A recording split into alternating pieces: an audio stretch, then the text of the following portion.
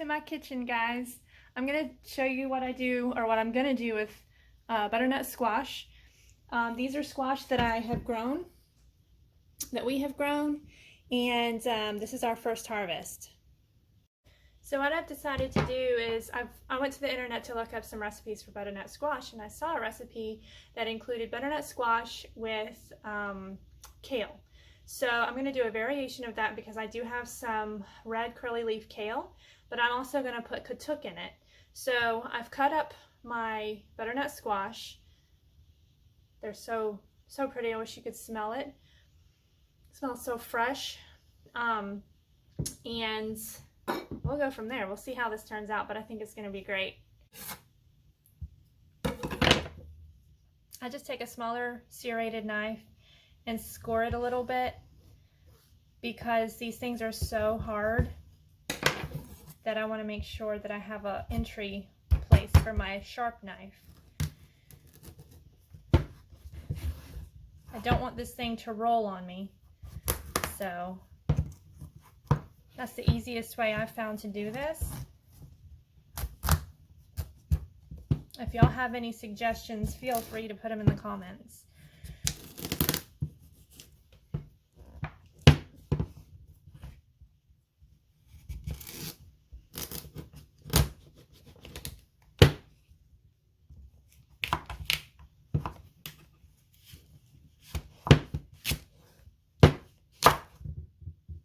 Sweet. Awesome.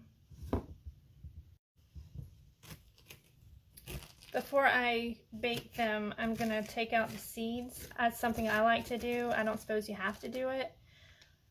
Just make sure your spoon is strong and not bendy.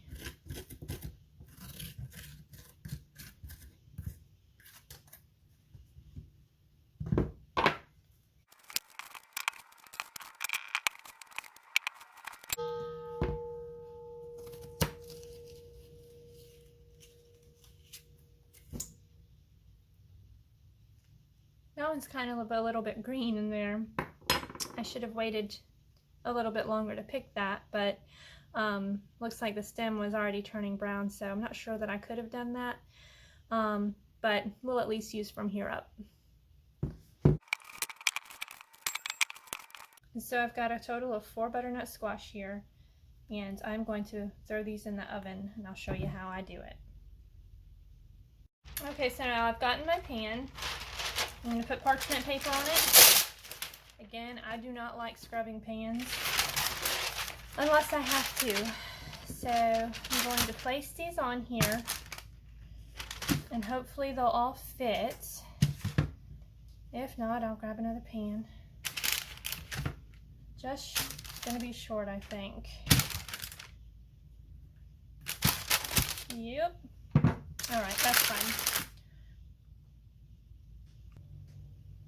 Okay, so this is something I do. You can use a brush if you want to, but I like to rub all of them with oil with my hands. I just like the experience of that more. And then once this has oil rubbed all over it, I'm going to cover these with salt, Himalayan pink salt specifically, but also some onion powder, just to give it some flavor while it's cooking so it can bake in.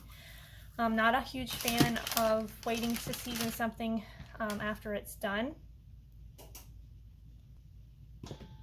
Okay, first up, pink Himalayan salt. I'm just gonna sprinkle it on. Use whatever seasonings. This is a recipe that's just coming out of my head. I think those are the best recipes sometimes. The oven's preheated to 350. It should cook about an hour, give or take. Some of these are smaller, so it may not take as long.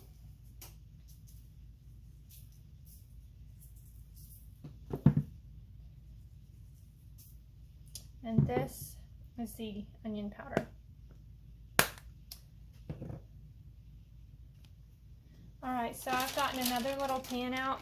I've decided to go ahead and give this pan a little bit more room and just spread them out since I had one too many halves.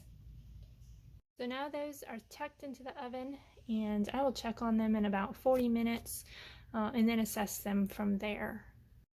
Now, I haven't done this, but I've seen where some people save the seeds from these butternut squash. You can roast them, evidently. I don't know if I'm going to do that. So yeah, I don't know if I'm going to actually take the time to save all of these seeds and so that I can roast them, but it's definitely an idea for the future. Evidently, you can roast them much like pumpkin seeds. I would assume that the nutrient value is very similar since it's kind of a squashy kind of seed, but it's an idea if you want to check it out. So now while that is cooking or baking in the oven, I'm going to wash this up. That's so pretty. It is organic red kale. I got that at Publix, and I'm glad that they carry good organic stuff. It doesn't look necessarily as good as the commercially or otherwise grown things. However, I know it's healthier because it doesn't have the it's not chemically grown with pesticides and herbicides and all that. So I will be getting this ready, chop it up and putting it to the side to incorporate into the dish once the butternut squash is done. My kale is all washed. I am going to cut the stems out because they're too tough. I just wish there were a way to eat it because it's so pretty purple. And the more color you eat, the healthier your gut's gonna be, because the diversity of color brings the diversity of various bacteria, and of course the nutrition value of eating the rainbow is the goal, to add diversity. I'm just going to chop this up just generally, nothing specific. I don't have a way. I'm just going to cut it up so it can be mixed in.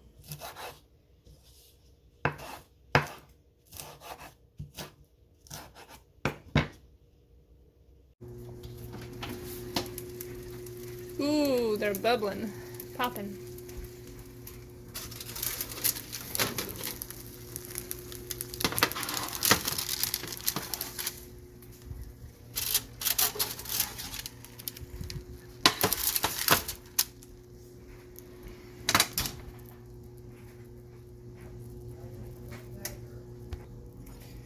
Okay, let's see how. Oh, they're getting softer, but they're nowhere near done. That one's a bit softer. Okay, they're gonna need quite a bit longer. Okay, let's check this out. It's been in an additional 35 minutes. They smell really good.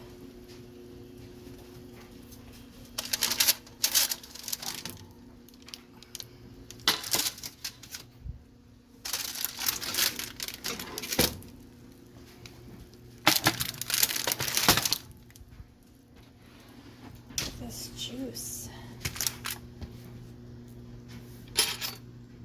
Oh yeah, very nice.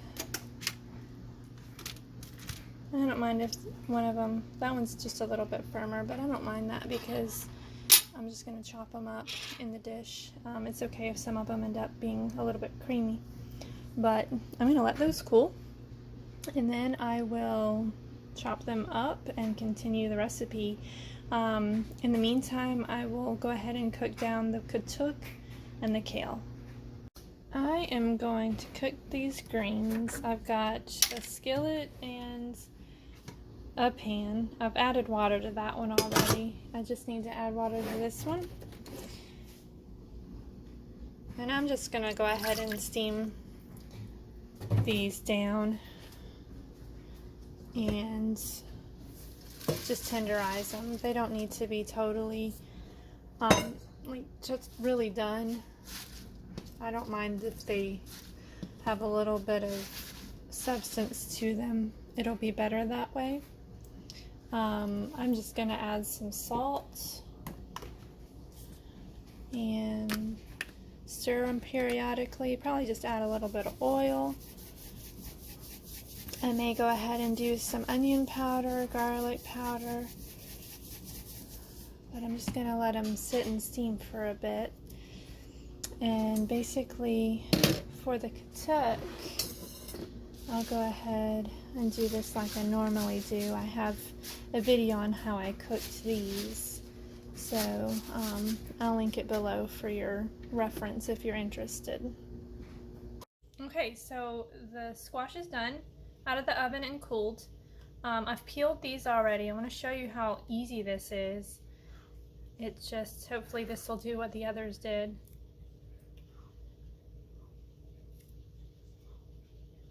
But once it gets started, it just peels.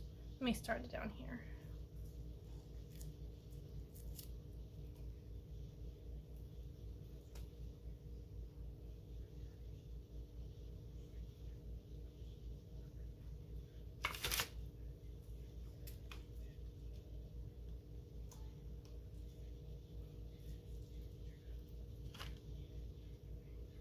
Well, this one's not being as easy as the other one.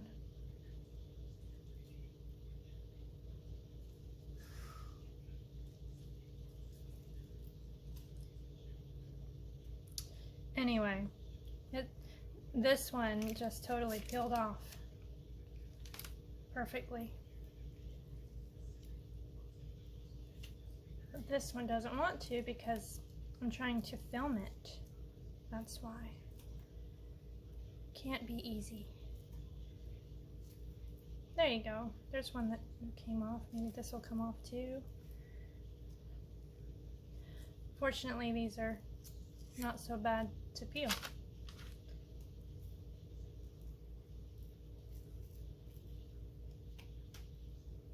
Cool.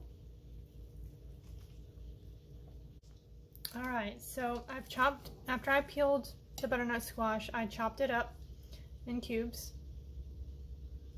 I've added the katuk and the kale. So I'm just gonna take a spoon and mix this up real well. I prefer a rubber pliable spoon just so that I don't cut into the squash.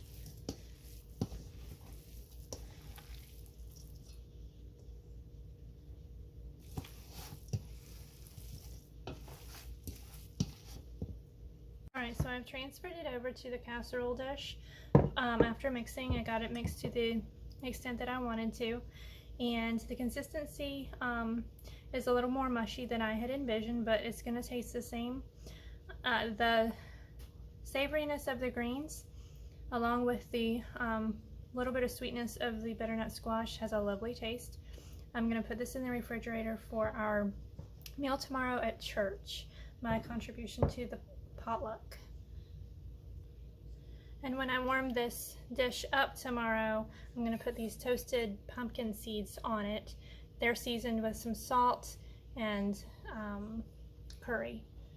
So that's going to be interesting because I've never toasted pumpkin seeds before this way, or really ever. But I'm just going to sprinkle it on top once it's nice and warm. I'm not going to put these on here now because they'll get soggy in the refrigerator.